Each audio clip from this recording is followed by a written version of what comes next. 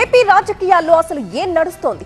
Railway Koduru Janasena MLA అరవ Sridhar centric గా hot episode sound resound అన్నట్టుగా కుమ్మేస్తోంది.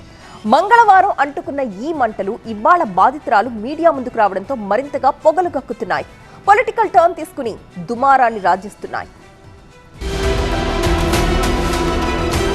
చిక్కుల్లో జనసేన ఎమ్మెల్యే అరవ శ్రీధర్ పై లైంగిక ఆరోపణలు, రాజుకున్న పొలిటికల్ వేడి.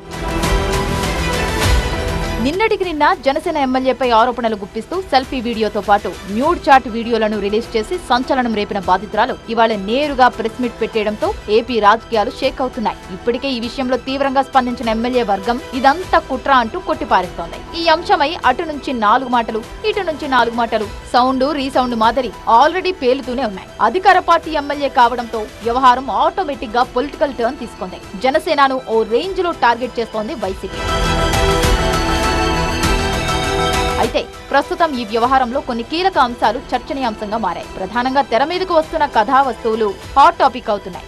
ఎవరి వర్షన్ వారిదే అన్నట్టుగా సాగుతున్న ఈ వ్యవహారంలో ఎవరు నిజం, ఏది అబద్ధం అన్నదే సస్పెన్స్ గా మారింది. తనకు ఎమ్మెల్యే అన్యాయం చేశారంటున్న బాధితురాలు శిక్ష పడి తీరాల్సిందేనని డిమాండ్ చేస్తున్నారు. నష్టపరిహారాలు ఇవన్నీ చెప్తున్నాను, నేను మీకు ముందే చెప్తున్నాను. ఒక్క రూపాయి కూడా నాకు అవసరం లేదు. ఆడి నుంచి ఆడింత చేసినందుకు ఆడికి పనిష్ అవ్వాలి, అంతే అంతే.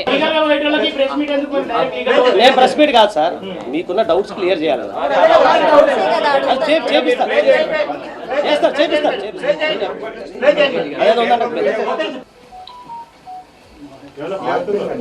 ఉండండి, అతనేం మాట్లాడలే, అతనేం చెప్పట్లేదు అక్కడ.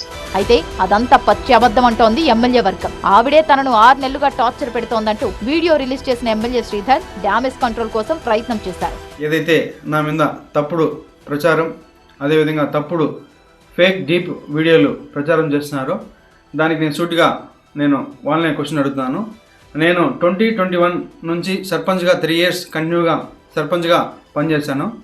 సర్పంచ్గా పనిచేసేటప్పుడు నా విలేజ్లో కావచ్చు, లేకపోతే పక్క పంచాయతీలు కావచ్చు, మండలంలో కావచ్చు, ఏ రోజైనా శ్రీధర్ ఇలాంటి తప్పులు చేస్తాడు, శ్రీధర్ పలానా తప్పులు చేస్తాడు, తప్పుడు వ్యక్తి అని నిరూపించండి. దీంతో ఈ విషయంలో ఎవరు నిజం చెబుతున్నారు, ఎవరు అబద్ధం చెబుతున్నారు అనేది పక్కన పెడితే వ్యవహారం కాస్త పొలిటికల్ టర్న్ తీసుకుంది. ఈ విషయంపై తీవ్రంగా స్పందించిన వైసీపీ అధినేత జగన్మోహన్ రెడ్డి కూటమి సర్కార్పై దుమ్మెత్తిపోశారు. కోడూరు ఎమ్మెల్యే అరవ శ్రీధర్ అదే మనిషేనా, అసలు ఇది ఎమ్మెల్యేనా అని అనిపిస్తుంది నాకు. అసలు ఈ అరవ శ్రీధర్ అనేవాడు ప్రభుత్వ ఉద్యోగి అయిన ఒక అమ్మాయిని భయపెట్టి, బెదిరించి, రేపు చేసి, హెరాస్ చేసి, స్వయంగా ఆ అమ్మాయి తనకు జరిగిన అన్యాయాన్ని కూడా ఏకంగా సాక్ష్యాలు, ఆధారాలతో సహా బయటపెట్టింది. వేధింపులని ఒకరంటుంటే బ్లాక్మెయిల్ అంటూ మరొకరు వాదిస్తున్న పరిస్థితి ఇది. ఎవరి వర్షన్ వారిదే అన్నట్టుగా సాగుతున్న ఈ వ్యవహారంలో రాజకీయ కుట్ర దాగుంది అన్నది జనసేన ఆరోపణ. తమ ఎమ్మెల్యేని టార్గెట్ చేసి కావాలని ఇరికించారని చెబుతోంది. అంతేకాదు, ఈ విషయంలో నిజానిజాలు నిగ్గు తేల్చేందుకు విచారణ కమిటీని వేసింది. అటు మిత్రపక్షం టీడీపీ సైతం ఈ విషయంలో ఆచితూచి స్పందిస్తోంది. ఒక విషయం మన దగ్గరకు వస్తే దానికి నిజ నిర్ధారణ కమిటీ ఉంటుంది. అది ఎవరు నిజమో ఎవరిది అబద్ధమో తేల్చుకోవాలి. ఎందుకంటే వీణా అనే అమ్మాయి పేరు మీద కూడా 2 పోలీస్ కేసులు నేను కూడా చెప్తున్నారు.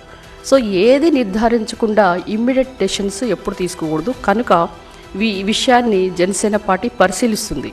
ఎన్నో కోణాలు, ఎన్నో ఆరోపణలు, ఆడియోలు, వీడియోల రూపంలో వెలుగు చూస్తున్న సంచలనాలు, తెలియాల్సి ఉన్న అసలు నిజాలు, ఇలా ఇప్పుడు ఈ ఎపిసోడ్లో గుట్టు బయటకు రాని ఎన్నో అంశాలు ఇమిడి ఉన్నాయి. అవి నిగ్గు తేలితే తప్ప అసలు కథ ఏమిటి అనేది తెలియదు. అది ఎప్పుడు తెలుస్తుందో, ఈ కహాని ఎలా ముగుస్తుందో చూడాలి మరి.